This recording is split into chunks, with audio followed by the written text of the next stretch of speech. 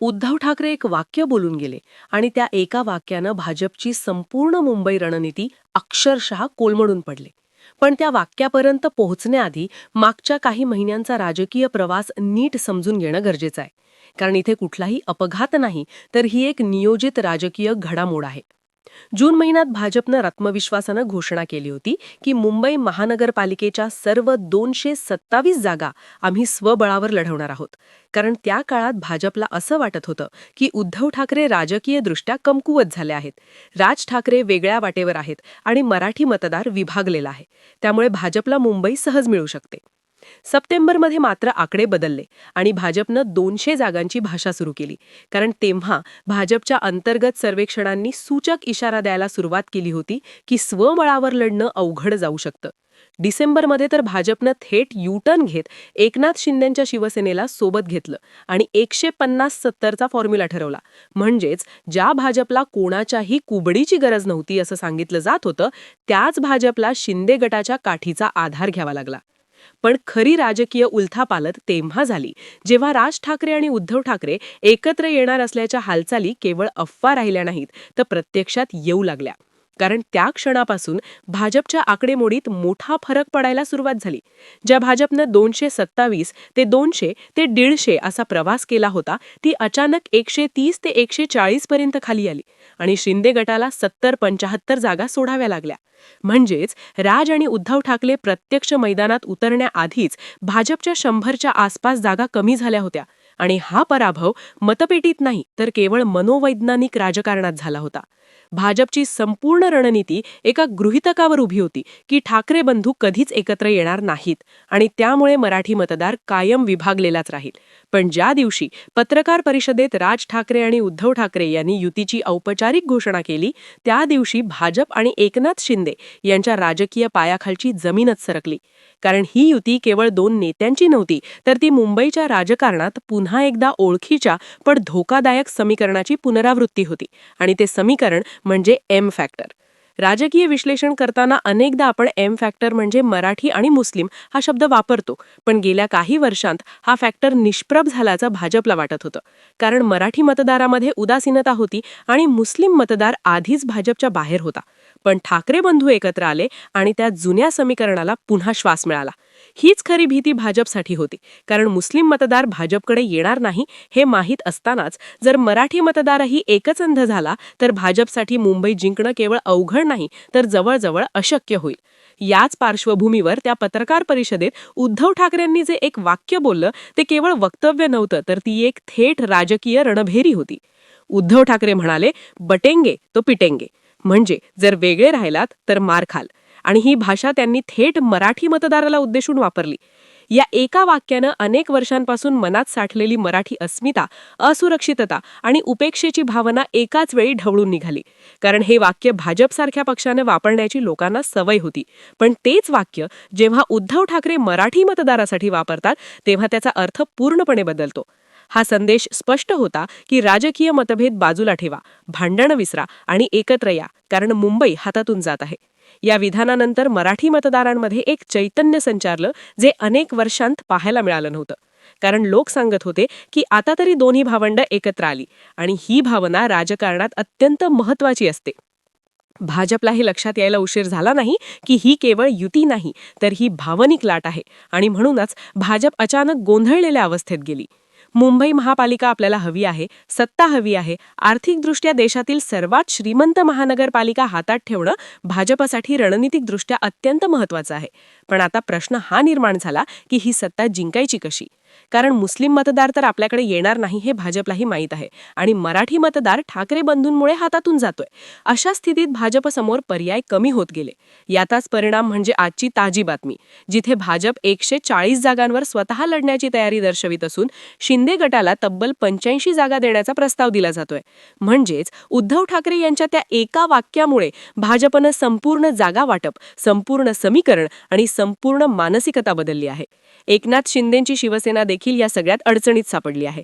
कारण त्यांनाही हे माहीत आहे की मुस्लिम मतदार आपल्याकडे येणार नाही, अमराठी मतदार भाजप स्वतः खेचेल आणि उरलेला मराठी मतदार ठाकरे बंधूंकडे झुकतोय. म्हणजेच शिंदे गट एका प्रकारे राजकीय कात्रीत सापडलाय. या सगळ्या परिस्थितीत राज ठाकरे आणि उद्धव ठाकरे यांनी केलेली रणनीती पाहिली तर ती अत्यंत चपखल आणि बहुपदरी आहे. कारण राज ठाकरे हा भावनिक फ्रंट सांभाळणार आहे. त्यांचे वक्तृत्व, त्यांची आक्रमक मांडणी आणि मराठी अस्मितेचे मुद्दे हे मराठी माणसाला पेटवतात. तर उद्धव ठाकरे हे बॅकएंडमध्ये बसून निवडणुकीचा रणनीतिक आराखडा तयार करतात. कुठे कोणाचा उमेदवार द्यायचा, कुठे कोणाचा पाठिंबा घ्यायचा, मुस्लिम बहुल भागांमध्ये कोणता संदेश द्यायचा आणि कुठे शांत भूमिका घ्यायची. आणि हे सगळं पाहता भाजप आणि एकनाथ शिंदे यांची अवस्था सध्या पूर्णपणे गोंधळलेली दिसते. या संपूर्ण घडामोडींमध्ये भाजपच्या अंतर्गत सर्वेक्षणांचा उल्लेख केल्याशिवाय चित्र पूर्ण होऊ शकत नाही. कारण बाहेरून भाजप जरी आत्मविश्वास दाखवत असली तरी आतल्या बैठकींमध्ये चित्र वेगळंच होतं. भाजपच्या रिपोर्ट्सनुसार मुंबईतील जवळपास 55 ते 60% वॉर्ड्समध्ये मराठी मतदार निर्णायक भूमिकेत आहे. पण हा मतदार गेल्या 10 वर्षात विभागलेला होता. कुठे शिवसेना, कुठे मनसे, कुठे भाजप. आणि नेमकी हीच विभागणी भाजपसाठी फायद्याची ठरली होती. मात्र ठाकरे बंधू एकत्र येणार हे स्पष्ट होताच या सर्वेक्षणांनी धोक्याची घंटा वाजवली. कारण अनेक वॉर्ड्समध्ये मराठी मतदाराचा एकत्रीकरण 60 ते 65% जाऊ शकतं असा अंदाज नोंदवण्यात आला. आणि जर त्याला मुस्लिम मतदारांचा ठोस मतदान जोडले गेलं तर भाजपसाठी सामना हाताबाहेर जाण्याची दाट शक्यता निर्माण होते. म्हणूनच भाजपच्या रणनीतिकारांनी वरिष्ठ पातळीवर स्पष्ट केलं की स्वबळावर लढण्याचा हट्ट आता आत्मघातकी ठरू शकतो. आणि याच पार्श्वभूमीवर शिंदे गटासोबत जागावाटप सुधारण्याचा निर्णय घेतला गेला. पण येथे एक महत्त्वाचा मुद्दा समजून घ्यायला हवा. तो म्हणजे या नव्या 140-85 फॉर्म्युलाचा फायदा जितका भाजपला दिसतो आहे तितकाच तो एकनाथ शिंदेंच्या गटासाठी डोकेदुखी ठरण्याची शक्यता आहे. कारण ज्या भागात शिंदे गट ताकदवान होता तिथेही आता भाजप थेट हस्तक्षेप करू लागली आहे. आणि शिंदे गटाला दिलेल्या जागा या प्रामुख्याने अशा वॉर्ड्समध्ये आहेत जिथे विजय मिळवण्यासाठी भाजपचा आधार आवश्यक आहे. दुसरीकडे मराठी मतदाराचं गणित पाहिलं तर एकनाथ शिंदेंची शिवसेना सर्वाधिक अडचणीत आहे. कारण हा मतदार भावनिकदृष्ट्या ठाकरे कुटुंबाशी जोडलेला आहे आणि खरी शिवसेना हा प्रश्न अजूनही मनात आहे. त्यामुळे शिंदे गटाकडे मराठी मतदाराला खेचण्यासाठी ना भावनिक मुद्दा उरलेला आहे ना स्वतंत्र चेहरा. भाजपच्या रणनीतिकारांना देखील हे माहीत आहे की अमराठी मतदार हा पूर्णपणे भाजपच्या बाजूने एक गठ्ठा होणार नाही. कारण मुंबईत उत्तर भारतीय मतदारांमध्येही स्थानिक प्रश्न, महापालिकेच्या कारभाराविषयी नाराजी आणि वाढती महागाई हे मुद्दे डोकेवर काढत आहेत. त्यामुळे केवळ अमराठी मतदारांवर भरोसा ठेवून सत्ता मिळवणं आता शक्य राहिलेलं नाही. याचवेळी मुस्लिम मतदारांचा विचार केला तर या मतदाराने आधीच महाविकास आघाडीला आणि उद्धव ठाकरे यांच्या भूमिकेला पाठिंबा दिलेला आहे. आणि ठाकरे बंधूंच्या युतीनंतर हा पाठिंबा अधिक एकसंध होण्याची शक्यता आहे. कारण मुस्लिम नेतृत्वामध्ये देखील असा समज आहे की ही युती भाजपला रोखू शकणारा एकमेव पर्याय आहे. त्यामुळे भाजप एका प्रकारच्या त्रिकूट अडचणीत सापडली आहे. मराठी मतदार हातातून जातोय, मुस्लिम मतदार मिळणार नाही आणि अमराठी मतदार एकट्याच्या जोरावर विजय मिळवू शकत नाही. या सगळ्या गणिकाच्या पार्श्वभूमीवर उद्धव ठाकरे यांचं बटेंगे तो पिटेंगे हे विधान केवळ भावनिक नव्हे तर अत्यंत थंड डोक्याने आखलेली राजकीय चाल असल्याचं स्पष्ट होतं. कारण या एका वाक्याने त्यांनी मराठी मतदाराला दोषारोपांच्या चौकटीत न अडकवता थेट जबाबदारीची जाणीव करून दिली की जर तुम्ही पुन्हा विभागले गेलात तर त्याची किंमत तुम्हालाच मोजावी लागेल. राज ठाकरे यांची भूमिका यामध्ये तितकीच महत्त्वाची आहे. कारण ते या संदेशाला आक्रमकता, धार आणि रस्त्यावरील ताकद पुरवू शकतात. आणि त्यामुळे मनसेचा मतदारही पुन्हा मोठ्या प्रमाणावर सक्रिय होतो आहे. अनेक वॉर्ड्समध्ये मनसेने स्वतंत्र लढताना जी 8 ते 12% मतं घेतली होती ती मतं आता एकत्र येण्याची शक्यता आहे. आणि हीच मतं भाजप विरोधात निर्णायक ठरू शकतात. उद्धव ठाकरे दुसरीकडे अत्यंत शांत आणि संयमी भूमिका घेत रणनीती आखताना दिसत आहेत. कारण त्यांना हे माहीत आहे की निवडणूक केवळ भाषणांनी जिंकली जात नाही तर योग्य उमेदवार, योग्य वॉर्ड, योग्य सामाजिक समीकरण आणि योग्य संदेश यांचा मेळ साधावा लागतो. आणि मुस्लिम बहुल भागात काँग्रेस किंवा स्थानिक ताकदवान चेहऱ्यांचा पाठिंबा दलित वस्तीमध्ये सामाजिक न्यायाचे मुद्दे, तर मिश्र वॉर्ड्समध्ये स्थानिक प्रश्न हे सर्व घटक एकत्र गुंफले जात आहेत. भाजप मात्र आता डॅमेज कंट्रोल मोडमध्ये गेली आहे, कारण त्यांनी आधीच राज ठाकरे आणि उद्धव ठाकरे यांच्या युतीची शक्यता नाकारून मोठी चूक केली होती आणि आता हा भावनिक प्रवाह थांबवण्यासाठी कोणता मुद्दा उचलायचा यावर संभ्रम आहे. हिंदुत्वाचा मुद्दा उचलायचा तर राज ठाकरेंकडेही शिवसेनेचा वारसा आहे. विकासाचा मुद्दा उचलायचा तर महापालिकेच्या कारभारावर प्रश्नचिन्हे आहेत. आणि नेतृत्वाचा मुद्दा उचलायचा तर महापालिका निवडणूक ही स्थानिक नेतृत्वावर चालते. त्यामुळे भाजप आणि एकनाथ शिंदे गट आज अशा टप्प्यावर उभे आहेत जिथे प्रत्येक पर्यायात धोका आहे. आणि याच कारणामुळे राजकीय विश्लेषक असं म्हणतायत की ही निवडणूक केवळ मुंबई महापालिकेची नसून महाराष्ट्राच्या पुढील राजकारणाची दिशा ठरवणारी आहे. या संपूर्ण राजकीय पटावर आता सगळ्यात महत्त्वाचा प्रश्न उरतो, तो म्हणजे निकालाचे संभाव्य सिनारिओ कोणते. आणि इथे राजकीय विश्लेषक साधारणपणे 3 शक्यता मांडतात. पहिला सिनारिओ असा की राज ठाकरे आणि उद्धव ठाकरे यांची युती पूर्णपणे यशस्वी ठरते. मराठी मतदार मोठ्या प्रमाणात एकत्र येतो, मुस्लिम मतदार संपूर्णपणे या युतीच्या पाठीशी उभा राहतो आणि मिश्र वॉर्ड्समध्ये स्थानिक मुद्द्यांवर प्रभावी उमेदवार उभे राहत असल्यामुळे ठाकरे बंधूंची आघाडी थेट बहुमताच्या जवळ किंवा बहुमतासह महानगरपालिकेवर कब्जा करते. आणि जर असं झालं तर हा विजय केवळ मुंबईपुरता मर्यादित न राहता महाराष्ट्राच्या राजकारणात उद्धव ठाकरे यांची पुनर्स्थापना, राज ठाकरे यांची पुनर्जन्मासारखी राजकीय परतफेड आणि भाजप शिंदे गटाची गंभीर पिछेहाट म्हणून नोंदवला जाईल. दुसरा सिनारिओ असा की भाजप शेवटच्या टप्प्यात मराठी मतदारात फूट पाडण्यात काही अंशी यशस्वी होते.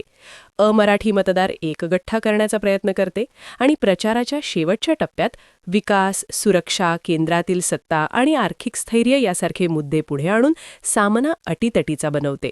अशावेळी महापालिकेत त्रिशंकू परिस्थिती निर्माण होऊ शकते, जिथे भाजप सर्वात मोठा पक्ष ठरतो, पण सत्तेसाठी तिला आघाड्यांवर अवलंबून राहावं लागतं.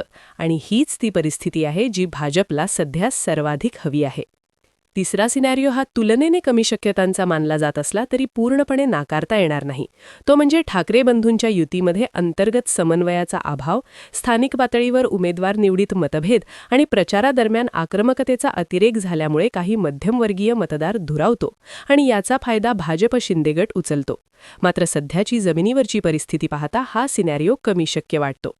ठाकरे बंधूंचा मास्टर प्लॅन या सगळ्या शक्यता लक्षात घेऊनच आखलेला दिसतो, कारण राज ठाकरे यांना रस्त्यावरील आंदोलनं, थेट संवाद आणि भावनिक मुद्द्यांवर मोकळं सोडण्यात आलं आहे, तर उद्धव ठाकरे हे शांतपणे बूथ पातळीवरील यंत्रणा, उमेदवारांची सामाजिक समीकरणं, मुस्लिम आणि दलित मतदारांशी संवाद तसेच काँग्रेस आणि इतर घटकांशी समन्वय साधण्याचं काम करत आहेत.